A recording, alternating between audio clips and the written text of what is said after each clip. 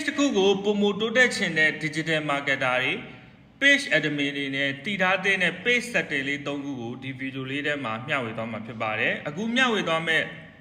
setting လေး၃ခုကတော့ကျွန်တော်တို့ diploma သင်တန်းမှာမျှဝေတဲ့အကြောင်းအရာလေးတွေတွေကအချက်၃ချက်ဖြစ်ပါတယ်ကျွန်တော်တော့ကျော်စံလက်ပါ digital marketing trainer consultant coach ကြောင့်ဖြစ်ပါတယ်ပထမဆုံးတစ်ခုကတော့ဒါ business suite တွေကိုအရင်လာရမယ် home ထဲမှာရှိတယ်ပေါ့နော်အဲ့ home ရဲ့ home အောက်ကလေးမှာအောက်ဆုံးက grow your audience ထဲမှာပေါ့နော်ဒီ tab လေးရှိတယ်ပေါ့နော်ဒါလေးရှိတယ်ဒီ cloud ကလေးပေါ့နော်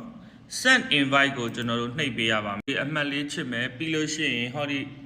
send invite ကိုနှိပ်ပေးရပါမယ်ဒီလိုလုပ်ပေးခြင်းဖြင့်မိမိရဲ့ page like တွေတိုးတက်လာမှာဖြစ်ပါတယ်ဒုတိယ setting လေးကတော့ဒီ business suite ရဲ့ insight ထဲမှာရှိတယ်သူက plan ဆိုတဲ့နေရာလေးပေါ့နော်အဲ့ဒီ plan မှာ Facebook ကကျွန်တော်တို့ page ကိုတိုးတက်စေဖို့အကြံပြုထားတဲ့အချက်တွေရှိတယ်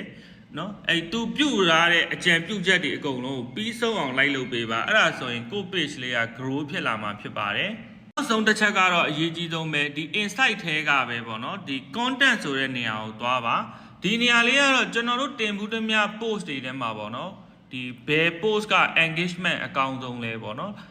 like share အများဆုံးလဲဆိုတာကိုကျွန်တော်တို့ကြည့်ပြီးတော့နောက်ထပ်တင်တဲ့ post တွေမှာဒီလို content တွေကိုအခြေခံပြီးစုတုပြုလုပ်လို့ရမှာဖြစ်ပါတယ်ပထမဆုံးလုပ်ရမှာတော့ဒီ comment နဲ့ like and reaction ဆိုတဲ့ column လေးနှစ်ခုကိုကျွန်တော်တို့ဒီနေရာနေပြီးတော့တွားရွေးပေးရမယ်ပေါ့နော်ဒီမှာတွားရွေးပေးရမယ်မရှိသေးရင်ထည့်မယ်ဒီမှာကျွန်တော်ကတော့ထည့်ပေးတာပေါ့နော် comment နဲ့ like apply လုပ်ပြီးတော့ date range ကိုတတ်မှတ်ပေါ့နော်ကျွန်တော်ကတော့ဒီမှာ this year ကိုတတ်မှတ်ထားတယ်ပြီးရင်အဲ့ဒီ comment ဆိုတဲ့ဒီမြားလေးနေရာနှစ်နဲ့ဟိုပါပေါ့နော်အပေါ်အောက်မြားလေးကိုနှိပ်လိုက်ဒီလိုနှိပ်ပြီးတဲ့အခါမှာပေါ့နော်ကို page မှာ